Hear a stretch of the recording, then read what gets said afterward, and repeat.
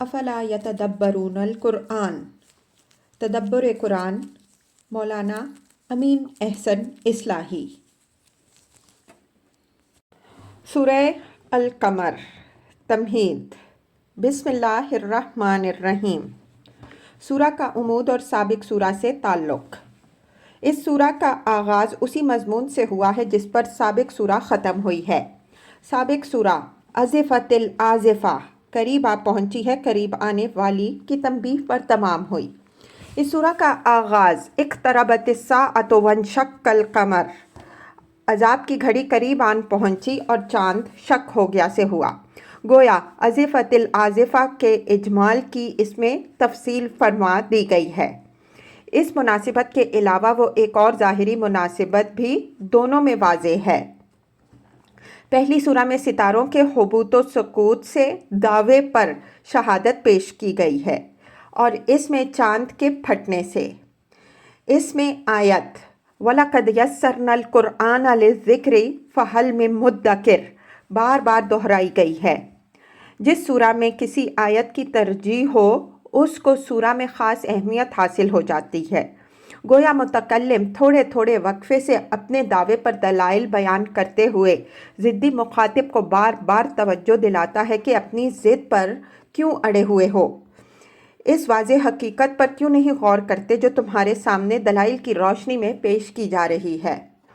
مخاطب اس میں وہ مکذبین ہیں جو قرآن کے انذار کی تصدیق کے لیے کسی ایسی نشانی عذاب کا مطالبہ کر رہے تھے جو انہیں قائل کر دے کہ فی الواقع قرآن کی یہ دھمکی سچی ہو کر رہے گی اگر وہ اس کو جھٹلاتے رہے۔ ان کو پچھلی قوموں کی تاریخ، جس کی طرف پچھلی سورہ میں بھی اشارہ ہے، نسبتاً تفصیل کے ساتھ سنا کر متنبہ فرمایا گیا ہے کہ آخر ان قوموں کے انجام سے کیوں عبرت حاصل نہیں کرتے، کیوں مچلے ہوئے ہو کہ جب یہی کچھ تمہارے سروں پر بھی گزر جائے گا تب مانو گے۔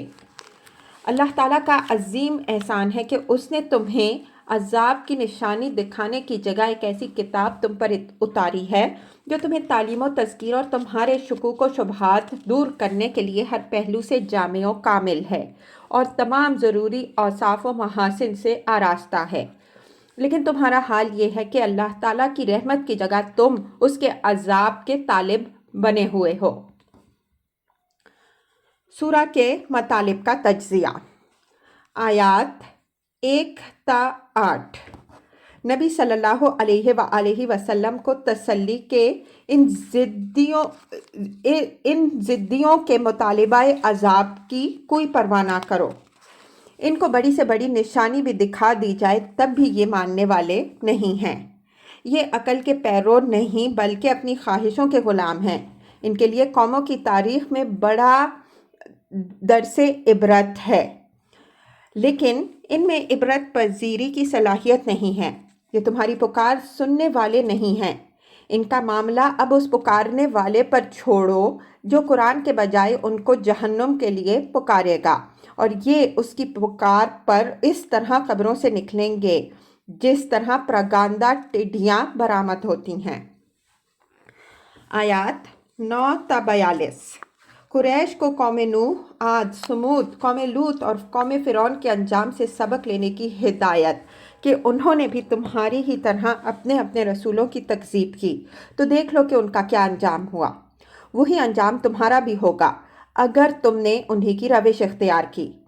تمہارے اوپر اللہ تعالیٰ کا یہ بہت بڑا احسان ہے کہ اس نے خطرے کے ظہور سے پہلے پہلے تم کو ہوشیار کر دینے کے لیے قرآن اتارا جو عبرت و نصیحت اور یاد دہانی حاصل کرنے کے لیے ہر پہلو سے آراستہ ہے، لیکن افسوس کہ تم اس سے فائدہ اٹھانے کے بجائے عذاب کے طالب ہو۔ آیات 43 تا 55 قریش کو آگاہی کہ جب ماضی کے کفار کے ساتھ اللہ تعالیٰ کا یہ معاملہ رہا ہے تو آخر تمہارے ہی کفار کو ایسے کیا سرخاب کے پر لگے ہوئے ہیں کہ وہ یوں ہی چھوڑتے رکھے جائیں گے؟